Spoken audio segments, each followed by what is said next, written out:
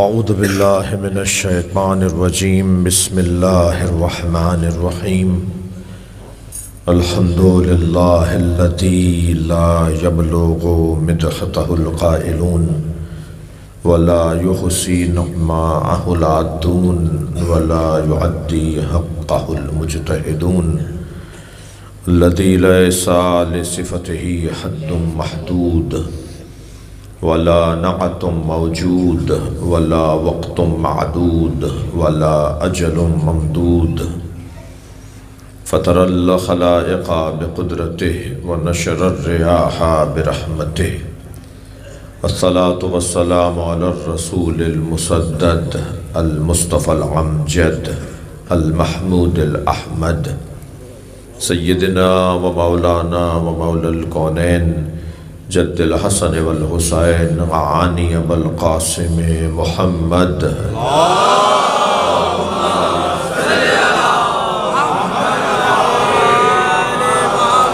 وآلہ الطیبین الطاہرین المعصومین الذین قال اللہ انما یرید اللہ لیذہب عنکم الرجس اہل البیت ویطہرکم تطہیرا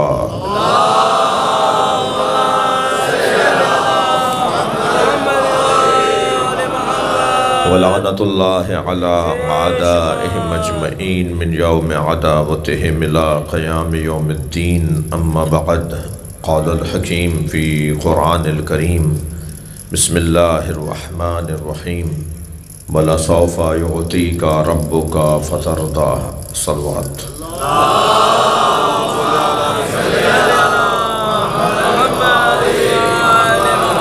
اس سے بہتر بلند صلوات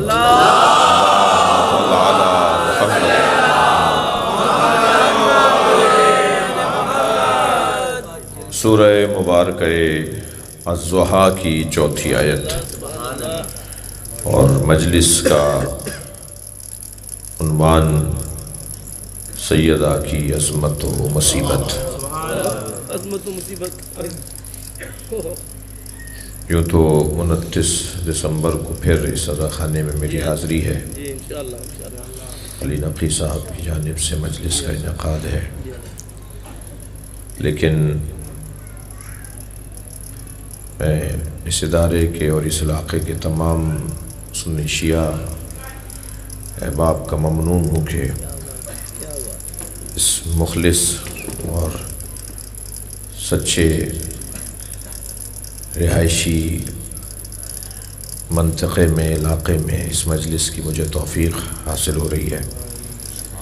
جناب محترم سہیل شاہ صاحب نے بہترین کلام، بہترین لہجے میں، بہترین ادائیگی کے ساتھ مجلس روحانی ہے، نورانی ہے،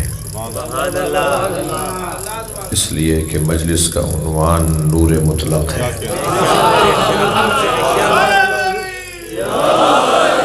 اللہ نے جس نور کے تصدق میں چاند اور سورج بنائے ہیں وہ جناب زہرا کا نور ہے۔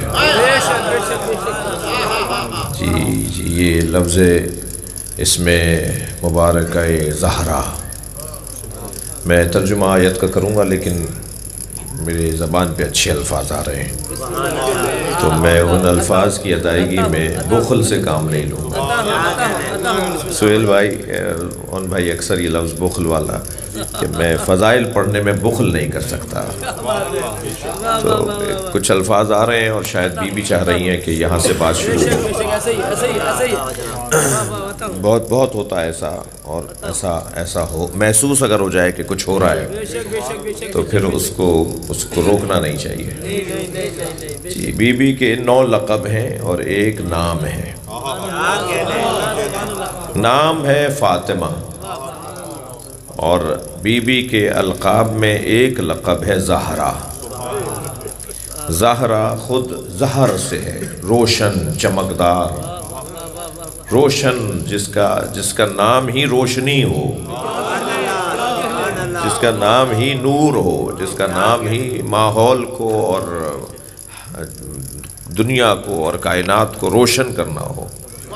صحابہ کرام کہتے ہیں یا رسول اللہ علی کے گھر سے صبح کے وقت میں سفید رنگ کو نور نکلتا ہے جو آسمانوں کی طرف جاتا ہے، اور ظہر کے وقت میں زرد رنگ کا نور نکلتا ہے جو آسمانوں کی طرف جاتا ہے، اور مغرب کے وقت میں سرخ رنگ کا نور نکلتا ہے جو آسمانوں کی طرف جاتا ہے۔ یہ کوئی نہ کہے کہ جدید زمانے نے ان انوار کو رنگ دیے ہیں، بلکہ انوار کو رنگ چڑھانے والی کو فاطمہ کہا جاتا ہے۔ بھائی مجھے محاورہ بھی تو بولنا ہے، صلوات پڑھ لیں محمد و آل محمد۔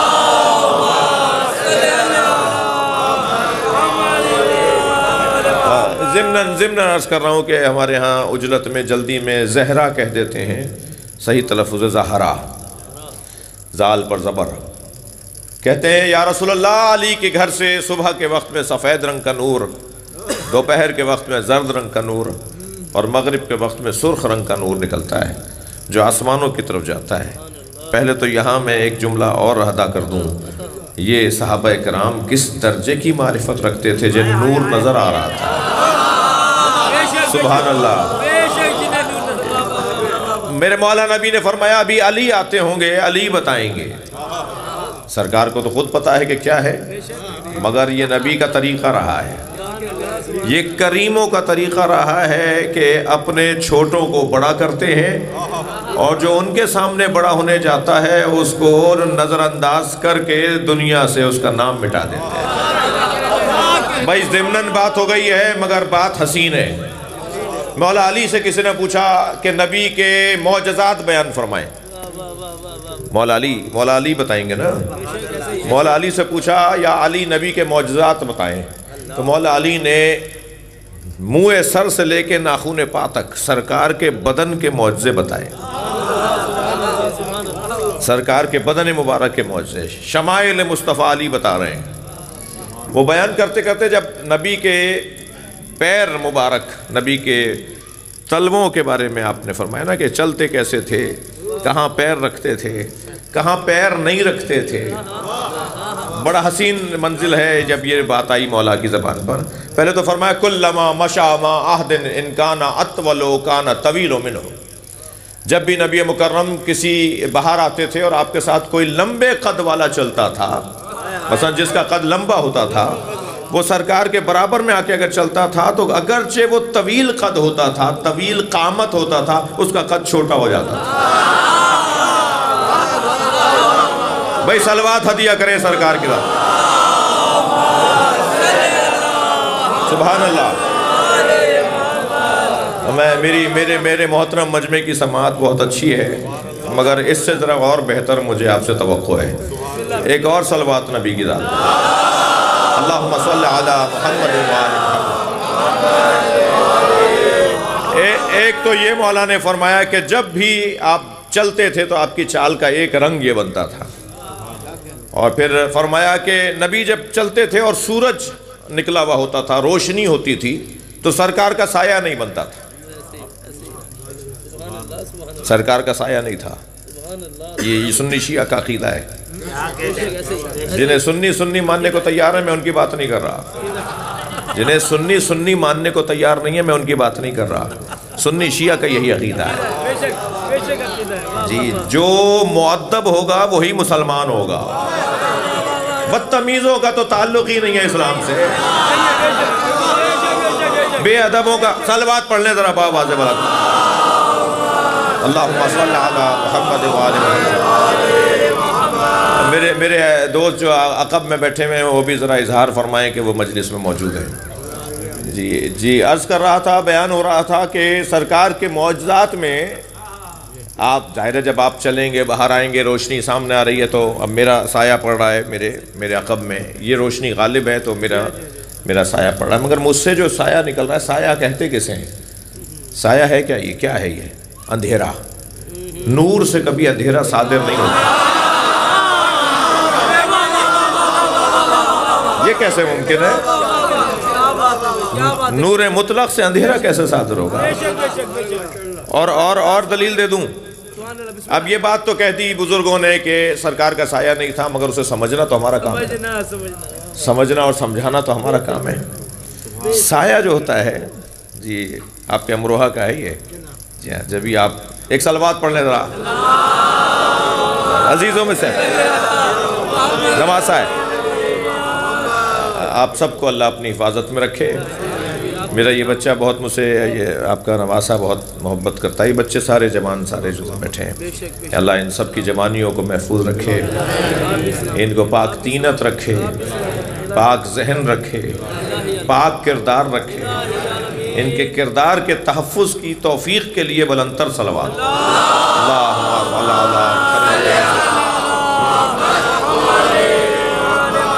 بھائی ذرا دو چار جملے سن لیجئے۔ سائے کی بات آ گئی ہے کہ سایہ جو ہوتا ہے نا، سایہ جیسے سورج کی کیفیت ہوتی ہے، مثلا چاشت کے وقت کا سورج ہے تو سایہ کچھ اور بنے گا، ظہر کے وقت کا سورج ہے تو سایہ کچھ اور بنے گا، مغرب کے وقت کا سورج ہے تو سایہ کچھ اور بنے گا۔ جی سائے کا کام گھٹنا اور بڑھنا ہے، سائے کا کام گھٹنا اور بڑھنا ہے۔ کبھی کبھی ایسا ہوتا ہے کہ سایہ ہم سے زیادہ بڑا ہوتا ہے جی، اور کبھی کبھی ایسا ہوتا ہے سایہ ہم سے آگے چل رہا ہوتا ہے۔ جو گھٹنا اور بڑھنا یہ سایہ کا کام ہے۔ سرکار نے غدیر میں فرمایا کہ جو لوگ آگے چلے گئے انہیں واپس بلاؤ، جو پیچھے رہ گئے ان کا انتظار کرو۔ تو میں تو سوچتا ہوں یہ کیسے مسلمان تھے جو نبی سے آگے چلے گئے تھے۔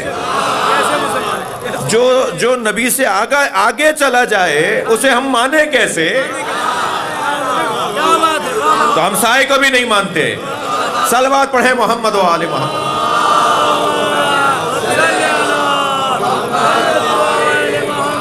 آپ تھوڑے سے تھک رہے ہیں میری بات۔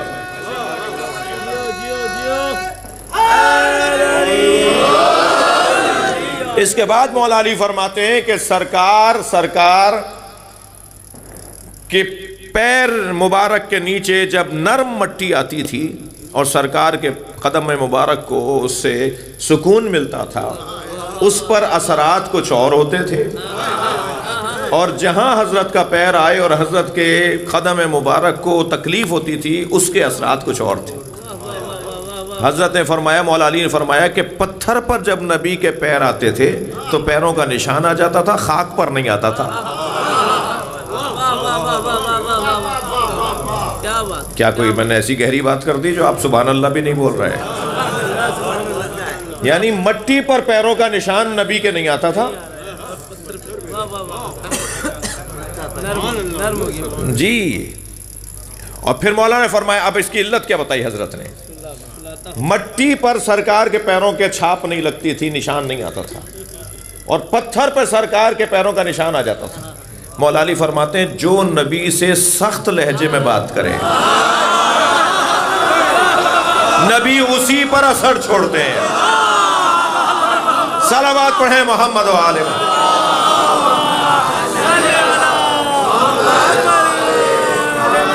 سبحان اللہ۔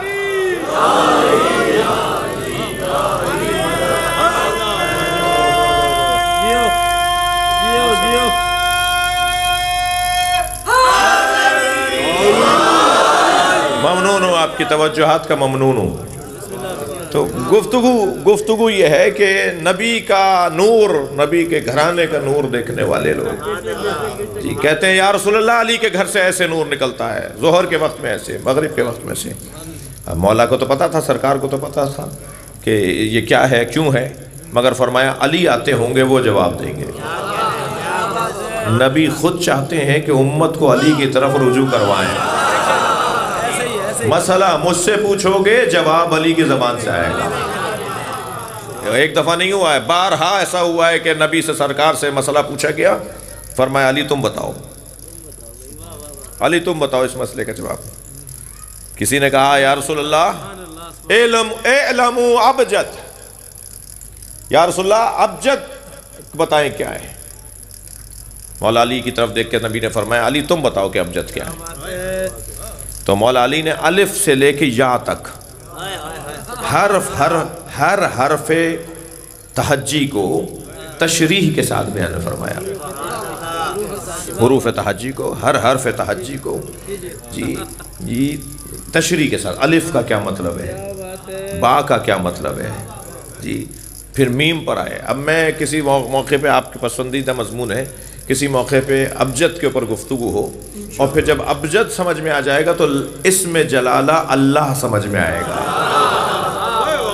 یہ جو اسم جلالہ ہے نا اللہ جی، یہ سمجھ میں آئے گا جب ہم پہلے سمجھیں تو صحیح کہ الف کیا ہے. محمد جب ہمیں سمجھ میں آئے گا جب پتہ تو چلے کہ میم کسے کہتے ہیں جی. ایسے ہی علی، عین سمجھ میں آ جائے، لام سمجھ میں آ جائے، چھوٹی یا سمجھ میں آ جائے. میرے عزیزوں، میرے بچوں، اگر تمہیں کچھ بات پتہ چل جائے تو زیادہ اکڑ کر نہ رہنا، اس لیے کہ جو ابھی نام سے آشنا نہیں ہے وہ ذات سے آشنائی تک کہاں پہنچیں گے. ہمارا تو ابھی الف بے سے منزل نہیں گزری ہے، ابھی تو الف بے کی منزلیں نہیں گزری ہیں. لہٰذا اپنے آپ کو ہمیں کنٹرول میں رکھنا چاہیے کہ معاملات کیا ہیں جی. تشریف لائے مولا علی، کہا علی آئیں گے تو علی بتائیں گے. روایت پوری سناؤں گا. تو سامنے سے مولا علی آتے نظر آئے، قریب آئے، فرمایا یا علی، میرے اصحاب یہ کہتے ہیں کہ تمہارے گھر سے صبح کے وقت میں، ظہر کے وقت میں اور مغرب کے وقت میں ایسے نور نکلتا ہے، یہ نور کیسا ہے؟ مولا علی مسکرائے، مولا نے فرمایا یا رسول اللہ، جب فاطمہ مصلی عبادت پہ آتی ہیں تو فجر کے وقت میں فاطمہ کے مصلی سے نور نکلتا ہے، ظہر کے وقت میں نور نکلتا ہے، مغرب کے وقت میں نور نکلتا ہے. جب مولا علی نے یہ فرمایا تو فوراً جبریل نازل ہوئے اور کہا یا رسول اللہ، اپنے اصحاب کو بتا دیجئے جب فاطمہ زہرا مصلی پہ کھڑی ہوتی ہیں تو اللہ عرشی فرشتوں سے کہتا ہے تمہیں زمین پہ کچھ نظر آ رہا ہے؟ عرشی فرشتے کہتے ہیں یا اللہ، جیسے زمین والے آسمان پہ چاند دیکھتے ہیں، ہم عرش والے فاطمہ کا مصلی دیکھتے ہیں. صلوات پڑھیں محمد و آل محمد. سبحان اللہ، سبحان اللہ. بات آگے بڑھے. دیکھیے مہنگا مکان بنانا کتنا مشکل ہے، کوئی حلال کمانے والوں سے پوچھے. گاڑی لینا کتنا مشکل ہے جی، فیکٹری لگانا کتنا مشکل ہے، اور اس سے زیادہ مشکل ہے اسے سنبھالنا. بڑا مکان بنا لیا جیسے تیسے بی سی ڈال کے چند بھیا بات تو چلی گئی.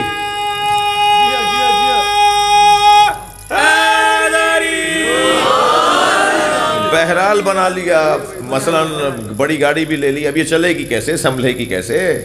گاڑی ہی نہیں لینے لی ہوتی ہے، اس کے اندر فیول بھی ڈلتا ہے، اس میں پیٹرول کا بھی خرچہ ہوتا ہے، اور وہ تو ایک دفعہ کا خرچہ ہے، یہ روزانہ کا خرچہ ہے. یہ چلے گا کیسے، سنبھلے گا کیسے؟ معمولاً یہ ایک مسئلہ ہے معاشرے کا، اور یہ مسئلہ آج کا نہیں ہے، ہمیشہ کا ہے. اس لیے ہر شخص اپنی چادر کو دیکھ کر پیر پھیلاتا ہے جی. ہر شخص اپنی چادر کو، میں آپ کی اور اپنی بات کر رہا ہوں، میں اس گھرانے کا ابھی ذکر نہیں کر رہا اس والی گفتگو میں جن کے نام پہ ہم جمع ہیں. ہم تو چادر کو دیکھ کر پیر پھیلاتے ہیں نا، پنجتن وہ ہیں جنہیں چادر دیکھ کر پھیلتی ہے. بھائی ایک نبی پر آئے تطہیر، چادر تطہیر، چادر تطہیر ایک نبی پر بھی پوری رہی. امام حسن آئے، ان پہ بھی پوری رہی. امام حسن کے ساتھ امام حسین آ گئے، ان پہ بھی پوری رہی. پھر مولا علی آ گئے، ان پہ بھی پوری رہی. سید آ گئی، ان پہ بھی پوری رہی. ایک پر ہوتی ہے تب بھی پوری رہتی ہے، 5 پر آتی ہے تب بھی پوری رہتی ہے. ان کا قصہ کچھ اور ہے، ان کا معاملہ کچھ اور ہے. کوئی اپنے آپ سے انہیں مقایسہ نہ کرے جی. خبردار، اپنے دماغ میں لا کر مقایسے کرنا یہ ادب کے خلاف بھی ہے، اور یہاں پر جل جاتے ہیں. یہ میرا عقیدہ نہیں ہے، مولا میرا ہی عقیدہ نہیں ہے، ہاں میرا عقیدہ ہے، مگر یہ فرمان حکم مولا علی کا ہے. مولا فرماتے ہیں لا یقاس علی محمد، لا یقاس بعلی محمد احد من هذه الامہ. آل محمد کے ساتھ کسی بھی امت کے فرد کو برابر نہ کرنا. امت کے کسی فرد کو بھی آل محمد کے برابر میں نہ لانا. کیفا یسوا من جرت نعمتہم، وہ اہل بیت کے برابر کیسے ہو سکتے ہیں جو اہل بیت کے ٹکڑے کھاتے ہوں؟ مولا علی فرما رہے ہیں صلوات پڑھ لیں محمد و آل محمد۔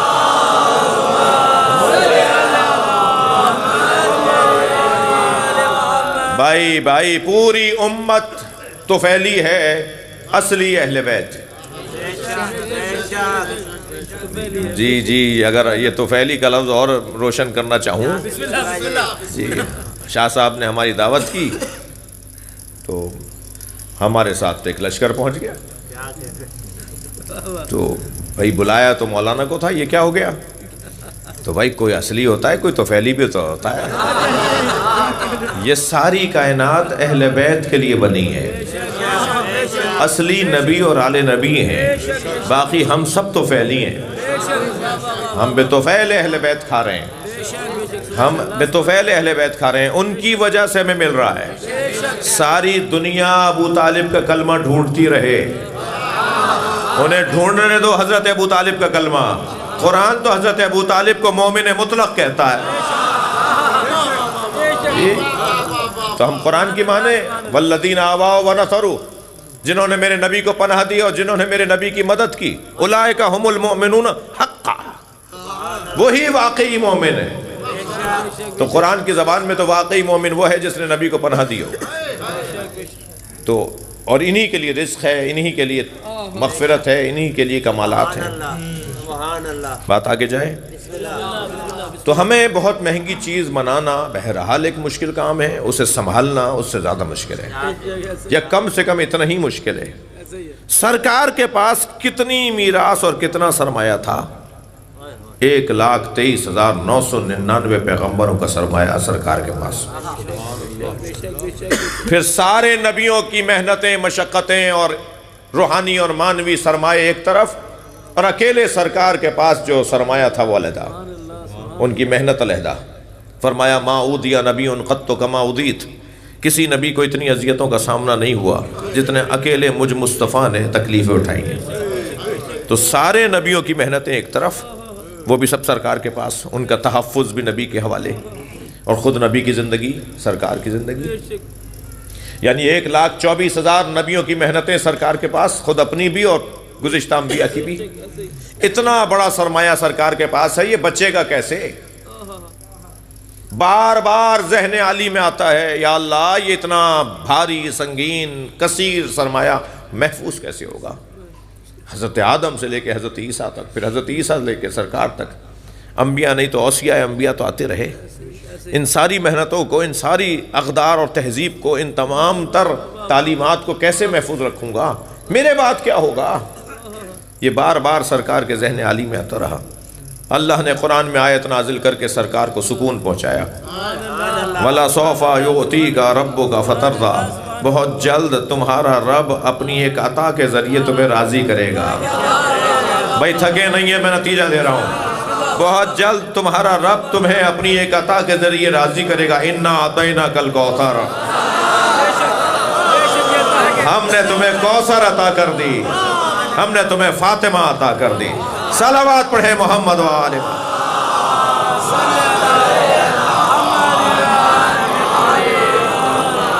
جناب سیدہ اللہ کی عطا کا نام ہے۔ ابھی سہیل شاہ صاحب مولانا محمد عون نقوی کے حوالے سے اس نقطے کی طرف اشارہ فرما رہے تھے۔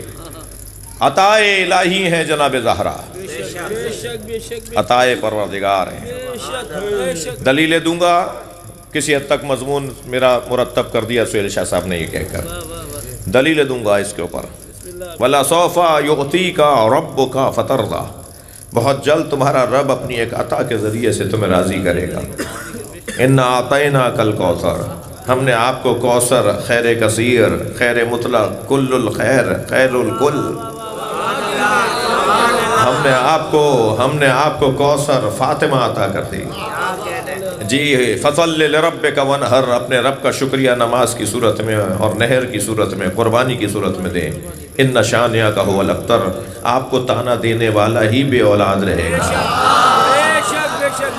آپ کو تانا دینے والا ہی ابتر رہے گا، آپ کو تشنیع کرنے والا ہی بے نام و نشان رہے گا۔ ابن وائل جس کے 10 بیٹے تھے نا، جس نے یہ تانا دیا تھا کہ ان کے اولاد نہیں ہے، اس کے 10 بیٹے تھے، آج اس کی نسل نہیں ہے۔ اور دنیا کا کون سا ملک ہے جہاں نبی زادے نہ رہتے ہوں، نبی کی اولاد نہ رہتی ہو، سادات نہ رہتے ہوں؟ ہر ملک کے اندر سرکار کی نسل سے لوگ موجود ہیں، تو اور ساری نسل چلی ہے جناب زہرا سے، ساری نسل نبی کی چلی ہے جناب زہرا سے جی۔ ذریتن بعضها من بعض، سورہ آل عمران کی آیت کا حصہ۔ ہم نے ان اللہ اصطفى آدم و نوح و آل ابراہیم و آل عمران علی العالمین ذریتن بعضها من بعض، یہ آیت ہے۔ ہم نے آدم کو چن لیا، نوح کو چن لیا، آل ابراہیم کو چن لیا، آل عمران کو چن لیا، اور ہم نے بعض کی ذریت کو بعض کی ذریت بنا دیا، ہم نے بعض کی اولاد کو بعض کی اولاد بنا دیا، یعنی اولاد اس کی ہے، ہم نے اس کی کہہ دی، اولاد کسی اور کی ہے، ہم نے کسی اور کی کہلوائی، ہم نے کسی اور کی اولاد کو کسی اور کی اولاد کہلوا دیا۔ وہ کہاں ہوا ہے اس آیت کے مطابق؟ کوئی ایک سے زیادہ مثال تو دو، اور وہ ایک مثال بھی کیا ہے کہ جو کسی کی اولاد کسی کی کہلائے۔ اب مولا علی اپنے سینے پہ ہاتھ رکھ کے کہتے ہیں مجھ سے اپنا مقایسہ نہ کرنا، مجھ سے اپنا مقایسہ نہ کرنا، وَسِبْتَ أَحْمَدٍ وَلَا دَايَ مِنْهَا فَمَنْ مِنْكُمْ سَحْمٌ كَسَمِي، مجھ سے مقابلہ نہیں کرو، میں نبی کے دو بیٹوں کا باپ ہوں، میں نبی کے دو بیٹوں کا باپ ہوں، کون ہے جو میرے برابر میں آ کے پرواز کرے؟ جی یہ نبی مکرم کی، نبی کی اولاد، سیدہ کی اولاد، حسنین کی اولاد، نبی کی اولاد۔ یہ قرآن مجید کا ایک حسین منظر ہے کہ جہاں قرآن کہہ رہا ہے کہ ہم نے بعض کی ذریت کو بعض کی ذریت بنا دیا، اور ادھر مولا علی کی ذریت کو نبی کی ذریت بنا دیا جی۔ اولاد علی کی ہے، کہلائے گی مصطفیٰ سرکار۔ یہ کمال ہے، یہ کمال ہے اس گھرانے کا۔ دلیل دینے جا رہا ہوں کہ عطا الہی ہے۔ دیکھیے معراج پہ سرکار کو کیوں لے جایا گیا؟ قرآن سورہ مبارکہ اسرا، سبحان الذی اسرا، سورہ اسرا، آیہ اسرا، سورہ اسرا کے اندر پروردگار عالم کیا ارشاد فرما رہا ہے؟ سبحان الذی اسرا بعبدہ لیلا من المسجد الحرام الی المسجد الاقصی الذی بارکنا حولہ لنریہ من آیاتنا۔ بابرکت ہے وہ ذات جو راتوں رات اپنے بندے کو لے گئی معراج پر، کیوں؟ لنریہ من آیاتنا، تاکہ ہم اپنی آیات میں سے آیت دکھائیں جی۔ کیوں لے گئے معراج پر سرکار کو؟ آیت دکھانے لے گئے، اللہ اپنی آیات دکھانے کے لیے لے کر گیا ہے جی۔ لنریہم من آیاتنا، تاکہ ہم آیات میں سے آیت دکھائیں، یہی ترجمہ ہوگا نا، من بازیہ، آیات میں سے کوئی آیت دکھائیں۔ اس آیت کو اب سورہ مبارکہ النجم کی اس آیت کو جوڑ لیجئے، لَقَدْ رَأَى مِنْ آیَاتِ رَبِّهِ الْكُبْرَى، اور ہم نے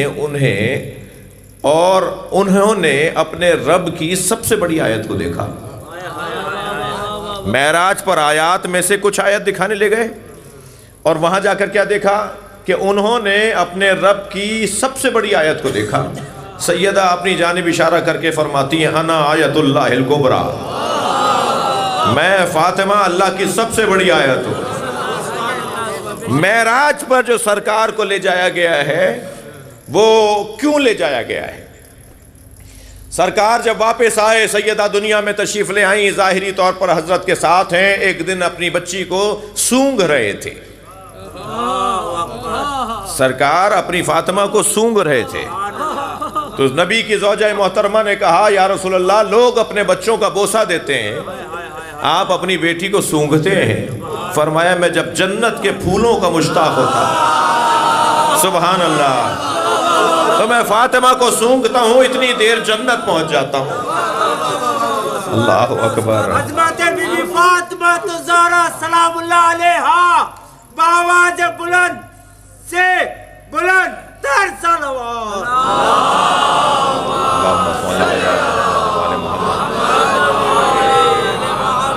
ایک تو عطا پروردگار، وہاں لے جا کر اللہ نے جو آیت دکھائی ہے وہ جناب زہرا کا وجود،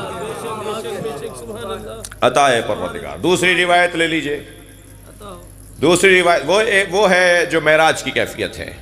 سیدہ کا جلوہ بھی میرے عزیزوں، میرے بچوں، جوانوں کا، آپ سے زیادہ بات کر رہا ہوں، اس پورے گھرانے کا ایک ظاہری جلوہ ہے، ایک باطنی جلوہ ہے، یعنی کچھ ان کا ظاہر ہے اور کچھ باطن ہے ان کا، اور باطن تک پہنچنا اہل دل کا کام ہے، اہل عرفان کا کام ہے، پاک تینت لوگوں کا کام ہے، طہارت روحی اور طہارت بدنی رکھنے والوں کا کام ہے۔ میں اسی لیے ان بچوں سے کہتا ہوں جب مجلس میں آیا کرو تو وضو کر کے آیا کرو۔ آپ نماز میں وضو کر کے جاتے ہیں نا، مجلس میں بھی بغیر وضو کے نہیں بیٹھا کرو جی۔ وضو خانہ موجود ہوتا ہے، اپنے گھر سے بھی کر کے آ سکتے ہیں جی۔ اگر طہارت بدنی ہماری مسلم ہو گئی، دائمی ہو گئی، تو خود بخود طہارت باطنی بھی شروع ہوگی۔ کچھ تو مجھے شرم آئے گی نا کہ وضو سے ہوں اور جھوٹ بول رہا ہوں، کچھ تو مجھے حیا آئے گی نا کہ وضو سے ہوں اور غیبت کر رہا ہوں۔ بھائی میں اپنے اوپر رکھ کر بات کر رہا ہوں جی۔ کبھی تو مجھے خیال آئے گا کہ باوضو ہو کر تو گناہ نہیں کیا جاتا۔ تو یہ آہستہ آہستہ طہارت بدنی سے انسان طہارت باطنی تک جائے گا، طہارت روحانی تک جائے گا، اور روح کی اگر طہارت ہو جائے تو پھر آپ دیکھیے گا کیسے عطائیں شروع ہوں گی۔ سیدہ کا ایک قول ہدیہ کروں اپنے مضمون میں جو بات کر رہا ہوں، بی بی فرماتی ہیں من اسعدا الاللہ خالص عبادتہ احبط اللہ الیہ افضل مصلحتہ۔ سیدہ کا فرمان ہے، میں یہ بات بار بار کرتا ہوں، ہر جگہ کر رہا ہوں، کہ کچھ اقوال ہیں جنہیں فریم کروا کے لگوانے کی ضرورت ہے۔ آیات بھی کچھ ایسی ہیں جن کا تغرہ بنوا کر اپنے ڈرائنگ روموں میں، اپنی ممبرگاہوں میں، مسجدوں، آفسوں میں بھی لگوانے کی ضرورت ہے، تاکہ آتے جاتے اس آیت کے اوپر نگاہ پڑے اور ہمارا رویہ بدل جائے، ہمارا طریقہ اچھا ہو جائے۔ مثلا قرآن کی مشہور آیت، ایک مختصر آیت، چھوٹی مختصر آیت ہے، بڑا بڑا کر کے چھوٹے فریم میں بھی لگوا سکتے ہیں آپ، یعنی بہت، وہ ہے فَأَيْنَ تَذْهَبُونَ، سورہ تکویر۔ کہاں جا رہے ہو؟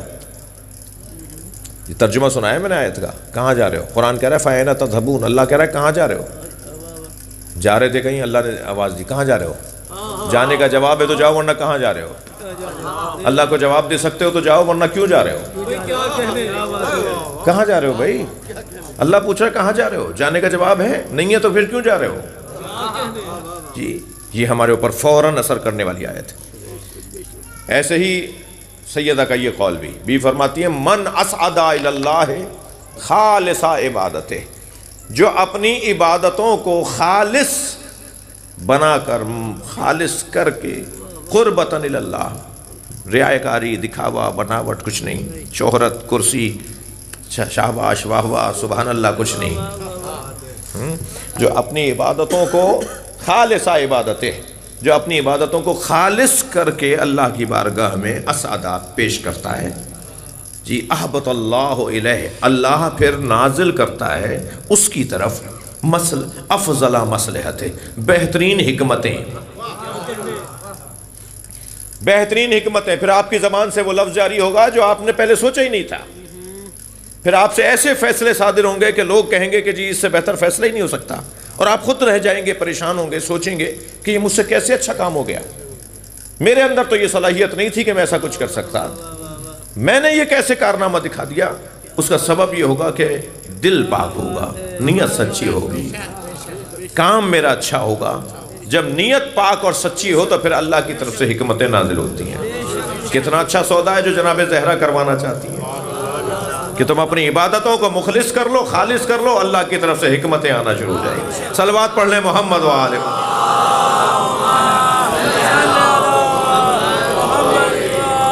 بھائی اس سے بہتر اور بلند صلوات اللہ۔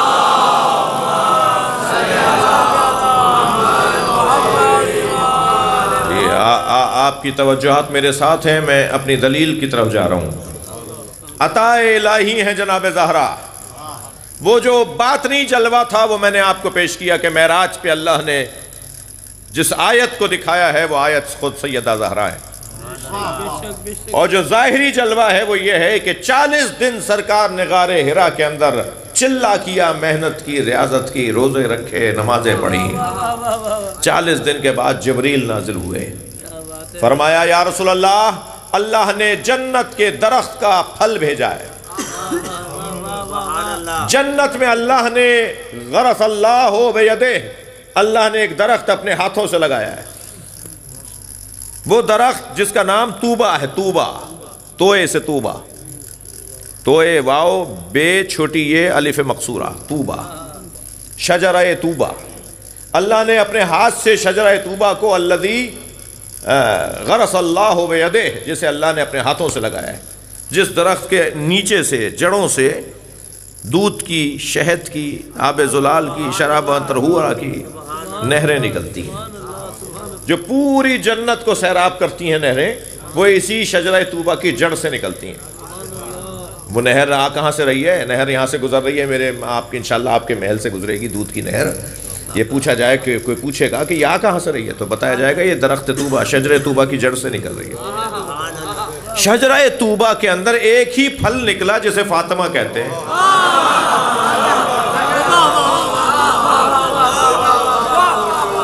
سیدہ پہ قربان جائیں، بی بی کے نام پہ قربان جائیں۔ کہا یہ اللہ نے شجرہ طوبہ کا پھل آپ کے لیے بھیجا ہے، اور سرکار آپ کو اللہ نے ہدیہ بھیجا ہے کہ اسے تناول کریں۔ نبی مکرم نے اسے جب 2 نیم کیا، اسے شگافتہ کیا، اسے حضرت نے 2 نیم کیا، تو اس کے اندر سے نور نکلنے لگا جو اس پوری جگہ کو منور کر رہا تھا۔ تو سرکار نے سوال کیا جبریل یہ نور کیسا ہے؟ کہا یہ نور فاطمہ ہے، یہ آپ تناول فرمائیں تاکہ نور فاطمہ آپ کے اندر منتقل ہو جائے، اور سیدہ خدیجہ کے پاس چلے جائیں تاکہ نور فاطمہ منتقل ہو جائے۔ میں اس سنگین بحث میں نہیں جاؤں گا کہ جناب زہرا سیدہ خدیجہ کے ساتھ 9 مہینے نہیں رہی ہیں،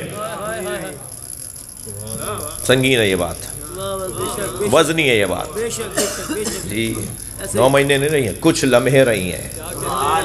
اشارہ لے لیجئے، میں یہ ممبر نہیں ہے اس کی بتانے کا، یہ عمومی جلسوں میں بات کرنے کی نہیں ہے۔ سیدہ کا حضرت خدیجہ کے ساتھ وہ 9 مہینے والا معاملہ نہیں ہے جی جی۔ اچھا یہ والی بات میں سمجھا نہیں پاؤں گا اس لیے کہ وقت بھی نہیں ہے، اور اس کے لیے دلائل قائم کرنے پڑیں گے، تو میں بات ہی وہ کیوں کروں جو سمجھانے کا نہ میرے پاس وقت ہو اور نہ موقع اور محل ایسا ہو۔ میں اس کے اوپر ایک دلیل دے دیتا ہوں نا آپ کو جی۔ دیکھیے قرآن تدریجاً بھی نازل ہوا ہے 23 سالوں میں، اور دفعتاً بھی نازل ہوا ہے شب قدر میں۔ یہ ایک علمی مکمل بحث ہے نا، قرآن کے 2 نزول ہیں نا، قرآن کے 2 نزول ہیں، دفعتاً شب قدر میں، تدریجاً 23 برس میں۔ جو سلبن اور نسل بعد نسل اسلاب شامخہ ارحام مطہرہ سے ہوتے ہوئے آئے، وہ سارے 13 معصومین تھے جو اسلاب شامخہ اور ارحام مطہرہ سے ہوتے ہوئے آئے، لیکن جو دفعتاً نازل ہوا اسے فاطمہ کہا جاتا۔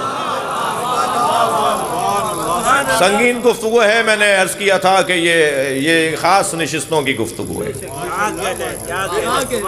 لیکن آپ کسی عارف سے، کسی اللہ کے ولی سے تنہائی میں اسے سمجھنے کی کوشش کریں گے میرے بچے۔ صلوات ہدیہ کریں سیدہ کی ذات۔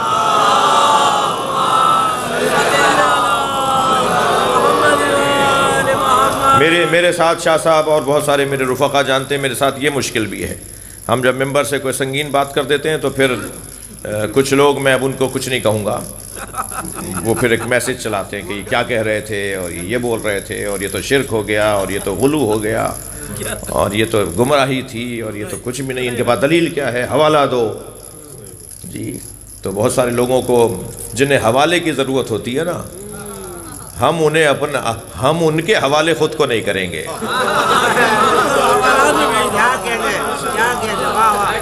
بھئی صلوات پڑھ لیں محمد و آل محمد، اللہم صل علی محمد و آل محمد۔ اس کا ہرگز یہ مطلب نہیں ہے کہ ہماری باتوں کا کوئی حوالہ نہیں ہے، الحمدللہ تحقیق شدہ باتیں ہیں جو میں عرض کر رہا ہوں جی۔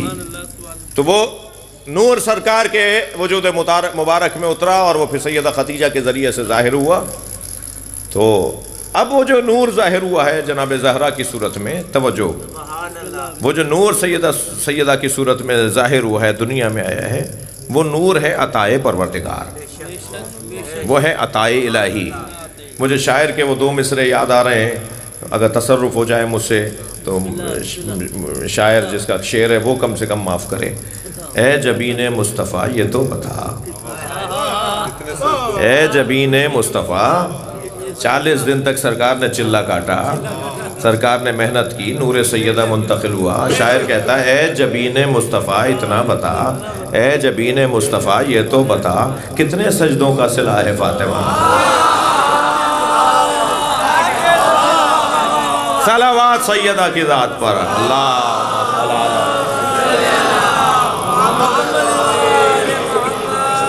اگر مجھے میرے بزرگ، میرے اللہ کے ولی حضرت عبداللہ شاہ غازی رحمت اللہ علیہ، سرکار شہباز قلندر رحمت اللہ علیہ، جی شاہ لطیف بھٹائی رحمت اللہ علیہ، امام بری رحمت اللہ علیہ، اگر ہمارے یہ بزرگ نام، بڑے نام مجھے کوئی رومال ہدیے میں بھیج دیں، میری قسمت ایسی ہو، مثلا یہ بزرگ اولیاء الہی کوئی رومال مجھے ہدیے میں بھیج دیں، تو میں اپنی جان سے زیادہ اس رومال کی حفاظت کروں گا، اس لیے کہ دینے والا بڑا ہے۔ جتنا دینے والا بڑا ہوتا ہے اتنا ہی ہدیہ بھی بڑا ہوتا ہے۔ اب تو روشن ہے نا کہ سیدہ کے آنے پہ نبی کھڑے کیوں ہوتے ہیں۔ یہ بیٹی نہیں آ رہی، عطا الہی آ رہا ہے۔ سبحان اللہ، سبحان اللہ۔ سیدہ عطائے پروردگار، قبلا یدیہا کلما دخلت علیہا فاطمہ، کلما دخلت علیہ فاطمہ، جب بھی سیدہ، کلما کا لفظ ہے، ایک دفعہ نہیں ہوا ہے، ایک دفعہ نہیں ہوا ہے، بار بار ہوا ہے۔ جب بھی سیدہ نبی پر داخل ہوتی تھیں، یعنی سرکار کے قریب آتی تھیں، سرکار سے ملنے جاتی تھیں، سرکار کھڑے نہیں ہوتے تھے، کھڑے ہو کر اس طرف بڑھ جاتے تھے۔ قامہ لہا نہیں ہے، قامہ الیہا ہے۔ قامہ لہا تو یہ کہ میں آپ کو دیکھ کے کھڑا ہو جاؤں، آپ کے لیے میں کھڑا ہو گیا۔ قامہ لہا، قامہ الیہا، کھڑے ہو کر اس طرف جاتے تھے جہاں سے جناب زہرا آ رہی ہیں۔ اور کلما کا لفظ ہے، ایک دفعہ نہیں ہوا ہے، بار بار ہوا ہے۔ لکھ رہے ہیں سید آ گئیں، کھڑے ہو گئے، بات کر رہے ہیں سید آ گئی، کھڑے ہو گئے، جی کسی کام میں مصروف ہے، سید آ گئی، کھڑے ہو کر اس طرف بڑھ رہے ہیں۔ آگے جا کر قبلا یدیہا، ہاتھوں کا بوسہ دیتے تھے، ہاتھ پکڑ کے ساتھ ساتھ چلاتے ہوئے لاتے تھے۔ وہ اجلس فی مجلس ہے، اور وہاں بٹھاتے تھے جہاں خود بیٹھے تھے۔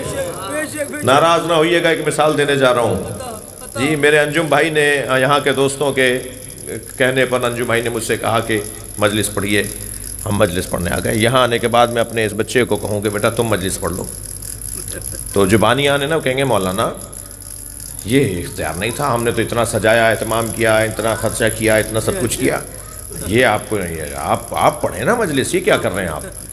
جی آہستہ آہستہ جب میں تکرار کروں گا تو شاید تکرار بڑھتی چلی جائے، اور شاید آخر میں ناراضگی بھی ہو جائے۔ جی تو یہ مجھے یہاں بیٹھنے کا اختیار تھا، مجھے یہ اختیار نہیں تھا کہ میں کسی کو بھی اٹھاؤں۔ سرکار اگر اپنی جگہ سیدہ کو بٹھا رہے ہیں تو ماننا پڑے گا جس نے وہ کرسی دی ہے اسی نے کہا ہے کہ یہاں فاطمہ بیٹھ سکتی ہے۔ صلوات پڑھیں محمد و آل محمد، اللہم صلی علی محمد و آل محمد۔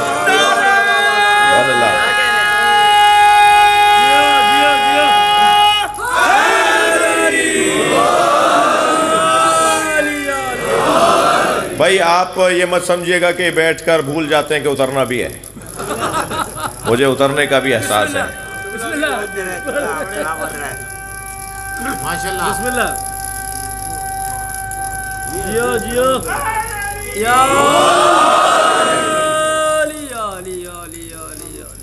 سرکار معراج پہ تشریف لے گئے، دلیلوں پہ دلیلیں، کیا دیکھا؟ اونٹوں کی ایک قطار ہے جس کا آغاز نظر نہیں آ رہا اور جس کا اختتام نظر نہیں آ رہا، اتنی طویل قطار ہے اونٹوں کی، پہلا اونٹ کہاں جا پہنچا نظر نہیں آ رہا، توجہ، آخری اونٹ کہاں ہے، کہاں تک ہے نظر نہیں آ رہا۔ جبریل سے پوچھا جبریل یہ اونٹ اور ان پہ لدا ہوا مال کیسا ہے؟ صرف اونٹ نہیں ہے، اونٹوں پر مال بھی لدا ہوا ہے۔ سرکار نے پوچھا اس لیے کہ وہ حدیث بن جائے اور آج یہاں بیان ہو جائے، ورنہ جبریل پڑھا نہیں رہے تھے نبی کو، جبریل نبی سے زیادہ جانتے نہیں تھے۔ ایسا نہیں تھا کہ نبی کو وہ بتائیں گے تو نبی کے علم میں اضافہ ہوگا، وہ ان کے پروٹوکول کا حصہ تھا، وہ ان کی ڈیوٹی تھی کہ بتائیں۔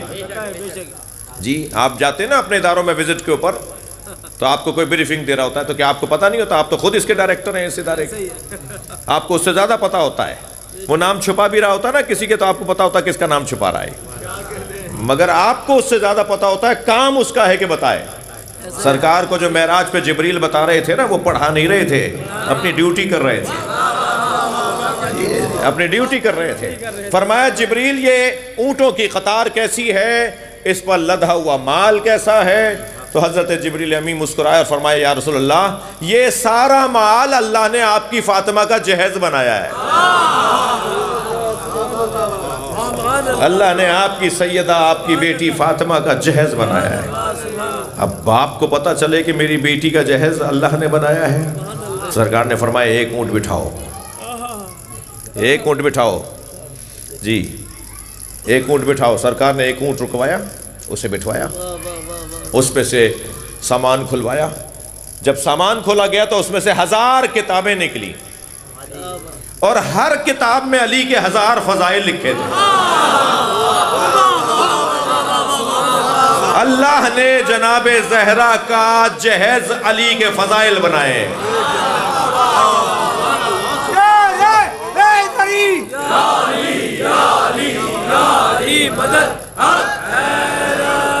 بھائی کیا ہوا بھائی، پریشانی کیا ہے اس میں؟ جی اللہ نے سیدہ کا جہیز مولا علی کے فضائل کو قرار دیا ہے۔ اہل سنت میرے بھائی تشریف فرما ہے، اہل سنت بہت بڑا ایک محدث عالم دین نام جناب ابو الحسن ابن مغازلی، 700 سال پرانے سنی عالم، انہوں نے کتاب لکھی ہے مناقب امیر المومنین علی بن ابی طالب۔ مولا علی علیہ السلام امیر المومنین علی بن ابی طالب کے مناقب فضائل، اس کے ابتدائی صفحوں پہ لکھتے ہیں کہ میں شیعہ نہیں ہوں جو کتاب لکھ رہا ہوں علی کے فضائل میں اس لیے علی کے فضائل نہیں لکھ رہا کہ میں شیعہ ہوں، بلکہ میں علی کے فضائل اس لیے لکھ رہا ہوں کہ میں نے نبی کی صحیح حدیث دیکھی ہے کہ جس نے علی کی ایک فضیلت لکھی اس کے 1000 گناہ معاف۔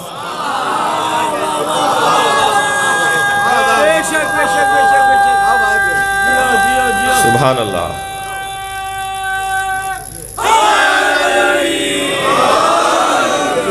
اور اس کے 1000 نیکیوں میں اضافہ، جس نے ایک فضیلت لکھی۔ جی ایک دفعہ دل کر رہا ہے کہ یہیں سے گریز لے لوں، اور مگر دل کر رہا ہے کہ ایک فضیلت اور سنیں۔ آپ کا ممنون ہوں، آپ کا ممنون ہوں، بس اس سے زیادہ زحمت نہیں دوں گا، عبادت مزید بہت کر لی آپ نے۔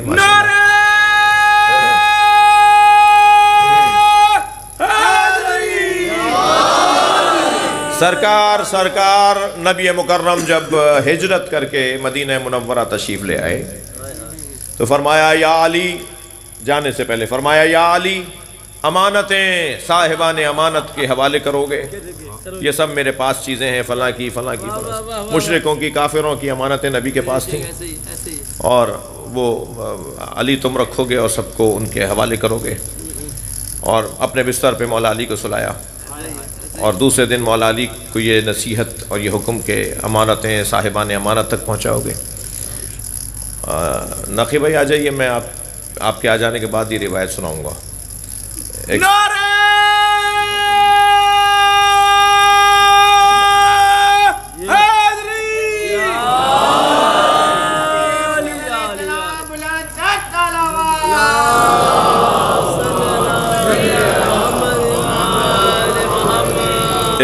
کی صحت و سلامتی کے لیے بلند تر تلوار،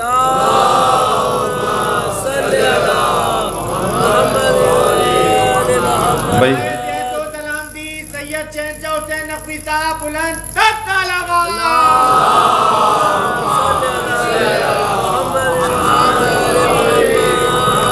ایک اور بہتر اور بلند صلوات سکر اللہ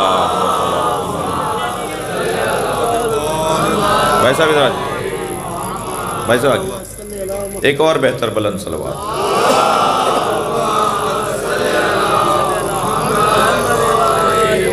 ایک روایت ہدیہ کرنے جا رہا تھا عباس بھائی صاحب، پھر میرا دل کیا کہ آپ آ جائیں تو پھر اس کو شروع کروں. سرکار مدینہ منورہ ہجرت کر کے تشریف لے جا رہے ہیں، اپنی جگہ مولا علی کو سلا کر آ رہے ہیں اور فرمایا کہ یہ امانتیں صاحبان امانت تک پہنچاؤ گے، اور جب امانتیں صاحبوں تک ان کے مالکوں تک پہنچا دو تو پھر فواتم کو لے کر فاطماؤں کو لے کر مدینے آؤ گے. اس گھر میں فاطمہ نامی بہت ساری بیویاں تھیں، یعنی یہ نام اس گھر میں زیادہ رکھا جاتا. فاطمہ بنت اسد بھی تو یہی ہے جی. فاطمہ مولا حسین کی بیٹیوں کے نام فاطمہ، نبی مکرم کی 2 پھوپھیوں کے نام فاطمہ، ایک خالہ کا نام فاطمہ، بیٹی کا نام فاطمہ، اور اس گھر کی فاطماؤں کو لے کر فواتم کو لے کر تم مدینے آؤ گے. اب اکیلے مولا علی ہیں. اچھا ویسے بھی علی کو کسی لشکر کی تو ضرورت نہیں ہے. بڑی عنایت آپ کی توجہات ہیں بھائی. فضائل سننا چاہ رہے ہیں تو پھر میں بھی تو کوئی بقول مولانا عون صاحب کے بخل نہیں کروں گا نا. علی کو ویسے ہی لشکر کی ضرورت نہیں ہے. وہ لشکر ہو تب بھی علی ہیں اور وہ تنہا ہو تب بھی لشکر ہے. یہ اس کیفیت میں کبھی بھی مولا کا میدان میں اترنا اگر کبھی موقع ہوا تو پڑھوں، میرا پسندیدہ مضمون ہے. ہمیں خندق بار بار پڑھنے کی ضرورت ہے، ہمیں خیبر بار بار پڑھنے کی ضرورت ہے. لوگوں سے اپنا ہی خیبر فتح نہیں ہو رہا تو علی کو سنیں نا.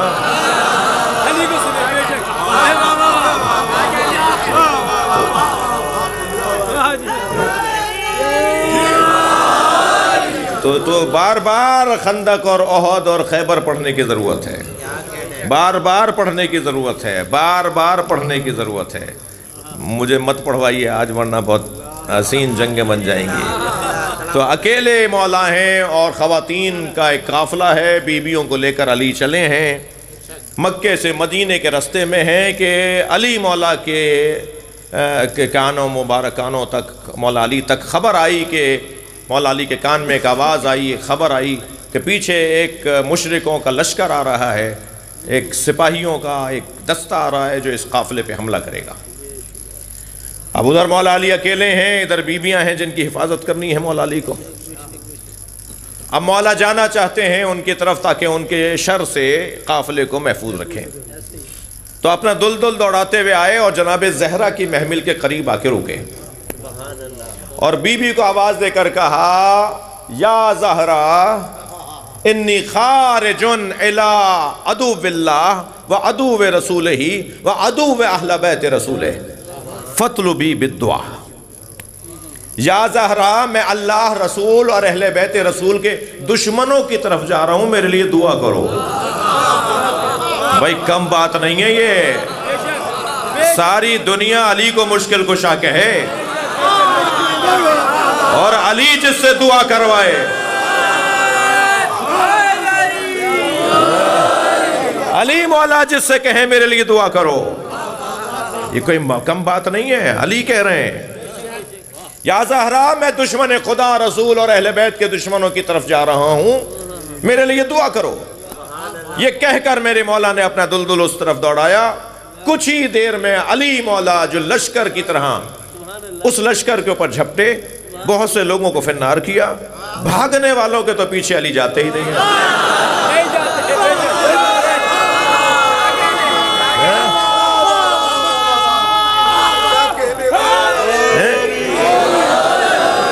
جو بھاگے انہیں بھاگنے دیا، بہت سو کو فنار کیا. اور جب واپس آئے ہیں تو جناب زہرا کی محمل کے قریب سے بیویوں نے مولا کو دعائیں دینا شروع کی. تو جناب زہرا نے کیا کہا وہ حدیث میں ہدیہ کرنا جا رہا ہوں. بی نے سیدہ زہرا نے، بی بی فاطمہ نے مولا علی کو کیا کہا؟ مولا علی کو جناب زہرا نے جو جملہ دیا ہے، جو جملہ کہا ہے، وہ ہم سب کے لیے ایک اطمینان کا سبب بھی ہے، ہماری تسلی کا سبب بھی ہے، ہمارے عقیدے کی ترقی کا سبب بھی ہے. بی نے کیا فرمایا؟ بی نے فرمایا ما خوابا من کنتا علی ظہرہ یا علی. میں کہتا ہوں اسے فریم کروا کے لگوائیں. سیدہ زہرا کا جملہ ہے مولا علی کے فضائل میں، ما خوابا من کنتا علی ظہرہ یا علی. یا علی جس کی پشت پناہی کے لیے آپ ہوں وہ کبھی ناکام ہو ہی نہیں سکتے.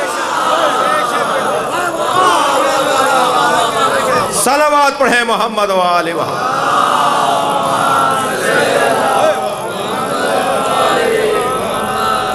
جس کی مدد علی کرے، جس کی مدد علی کرے وہ کبھی پریشان ہو ہی نہیں سکتا. جی آپ ہمارے ساتھ ہیں، ہمیں کوئی پریشان نہیں کر سکتا. جی مگر عزیزو، جس خاتون کے بچے چھوٹے ہوں اور وہ دنیا سے جا رہی ہو تو اس کی حالت غیر ہو رہی ہوتی ہے کہ میرے بچوں کا کیا ہوگا، میرے بچوں کا کیا ہوگا. لہذا بچن جملے میں پھر نوحہ خانی ہے، نقی بھائی بھی نوحہ پڑھیں گے اور احباب بھی یہاں موجود ہیں. جن بچوں کی ماں جوان ہو، کیا سن تھا اہل سنت کے مطابق 28 سال اور اہل تشیع کے مطابق 18 سال. بی بی کی آمد دنیا میں بعثت سے 5 سال پہلے اہل سنت کہتے ہیں، بعثت کے 5 سال بعد شیعہ کہتے ہیں. ٹھیک ہے، بعثت سے 5 سال پہلے اگر آپ کی ولادت ہے تو 28 سال کی. میں کہتا ہوں آپ 28 ہی مانی ہے، مگر 28 سال کی بی بی کیا وہ سہارا لے کے چلتی ہے؟ اجرکم اللہ. 28 سالہ ایک جوان بی بی اگر دنیا سے جا رہی ہے، اس کے بچے چھوٹے ہوں تو اسے ساری نگرانی اس بات کی ہوتی ہے کہ میرے بچوں کا کیا ہوگا. فرمایا یا علی میرے بعد شادی ضرور کیجیے گا اور امامہ سے شادی کیجیے گا، وہ میرے بچوں سے پیار کرتی ہے. جی اجرکم اللہ، اجرکم اللہ. پھر ایک ایک بچے کے بارے میں بتایا، یا علی میرے حسن کا یہ مزاج ہے، میرے حسین کا یہ مزاج ہے. یا علی میرے حسین کو پیاس بہت لگتی ہے، میرے بچے حسین کو بھوک زیادہ لگتی ہے، اسے احساس زیادہ ہوتا ہے. میرے بچے کے پانی کا خیال رکھیے گا. جب مولا علی کی شہادت ہو رہی تھی نا، مولا اس دنیا سے تشریف پردہ کر رہے تھے تو آپ ضربت لگ چکی تھی. 19 رمضان کو 21 رمضان کو آپ کی شہادت ہوئی. تو اپنی زندگی کا وہ جو آخری ظاہری دن تھا اس میں فرمایا بیٹا حسن میرے سارے خاندان کو میرے سامنے بٹھا کر افطار کرواؤ. میری بہویں بیٹھے ہیں، میرے پوتا پوتیاں بیٹھے ہیں، میرے داماد بیٹھے ہیں، میرے گھر کے سارے محرم بیبیاں بچیاں سب میرے سامنے بیٹھے ہیں، وہ میرے سامنے افطار کریں. خود مولا علی بستر پہ تھے تو جب دسترخوان لگا لوگ افطار کر رہے تھے اہل خانہ تو فرمایا حسن مجھے بٹھاؤ، میں بیٹھنا چاہتا ہوں. امام حسن نے بابا کو تکیہ لگایا اور بٹھایا، اٹھا کے بٹھایا. جب بیٹھ گئے نا تو فرمانے لگے میرے سامنے پانی اور کھانا لے کر آؤ. اچھا طبیب کے مطابق مولا کو کھانا اور پانی نہیں لینا تھا، مگر علی کا حکم ہے تو فوراً پانی بھی رکھ دیا، کھانا بھی رکھ دیا. جب کھانا اور پانی مولا، سر میں پٹی بندھی ہوئی ہے مولا کے، زخم کو روکنے کے لیے سر پہ پٹی بندھی ہوئی ہے. مولا کے سامنے پانی اور کھانا آیا تو نحیف سی آواز میں کہا حسین کہاں ہے؟ تو برابر سے امام حسین کی آواز آئی بابا میں آپ کے برابر میں بیٹھا ہوں. پھر اپنے ہاتھ سے لقمہ بنایا اور امام حسین کے منہ میں دیا اور اپنے ہاتھ سے کوزہ اٹھا کر امام حسین کے دہن سے لگایا اور کہا میرے ہاتھ سے ایک دفعہ کھانا کھا لو، میرے ہاتھ سے ایک دفعہ پانی پی لو. تمہاری ماں کی مجھے وصیت تھی، میرے حسین کا خیال رکھنا.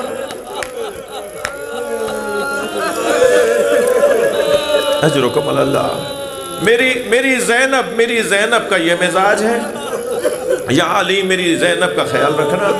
اور یا علی جب میری زینب کی شادی ہونے لگے تو میری ذاتی چیزیں ساری میری زینب کو دے دینا اور کہنا یہ تمہاری ماں تمہیں دے کے گئی. پھر فرمایا اب حسن کو میرے حجرے میں بھیج دو. پھر امام حسن سے اپنے اور بہن بھائیوں کے بارے میں وصیت فرمائی, بابا کا خیال رکھنے کا کہا. پھر امام حسین کے لیے کہا اب حسین کو بھیج دیجئے. امام حسین کے حجرے میں آئے. آخر میں فرمایا اب زینب کو بھیج دیجئے. اس وقت میں جناب زینب کی عمر 4 سال کی ہے.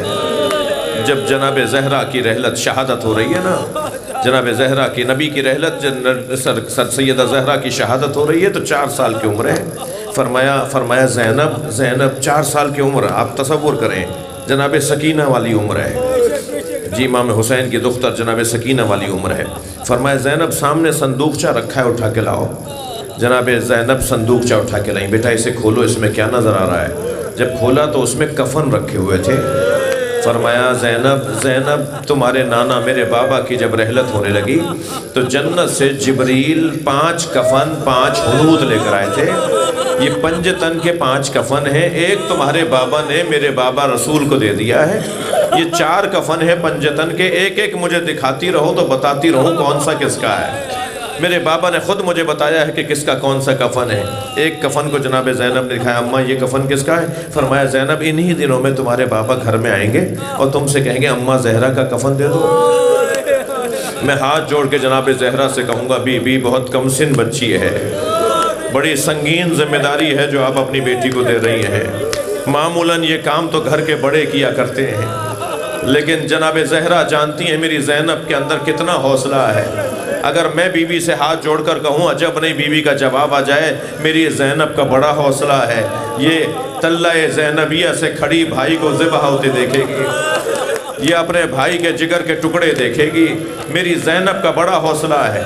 فرمایا انہی دنوں میں تمہارے بابا علی گھر میں آ کے تم سے کہیں گے زینب اماں کا کفن دے دو, تو یہ میرا کفن ہے بابا کو دے دینا. دوسرا کفن دیکھ کے فرمایا کچھ مدت کے بعد تمہارا بھائی حسن آ کے تم سے کہے گا بہن زینب بابا علی کا کفن لا دو, تو یہ والا تمہارے بابا علی کا کفن ہے. پھر ایک اور کفن دیکھ کے فرمایا کچھ مدت کے بعد تمہارا بھائی حسین تم سے آ کے کہے گا بھائی حسن کا کفن لا کے دے دو, تو یہ بھی حسن بھائی کا کفن ہے. اب رہ گیا آخری کفن جسے دیکھ کے جناب زہرا روئیں اور فرمایا یہ جو آخری کفن ہے یہ بھی حسن کا کفن ہے. تمہارا بھائی حسین تم سے 2 دفعہ کفن مانگے گا, یہ دوسرا کفن بھی حسن کا ہے. تو کم سن تھی نا جناب زینب, تو فوراً کہنے لگی اماں بھائی حسین کا کفن. تو جناب زہرا روتے ہوئے فرماتی ہیں حسین کا کفن جنت سے نہیں آیا, میرا بچہ کربلا میں بغیر کفن کے دفنایا جائے. حسین بے گور و کفن رہے گا. اللہ لعنت اللہ علی قوم الظالمین. یا اللہ ان آوازوں پہ رحمت نازل فرما. پروردگارہ حاضرین کے رزق میں عزت میں اضافہ فرما, ہماری عاقبت بخیر فرما, امام زمانہ کے ظہور میں تعجیل فرما. یا حسین یا حسین.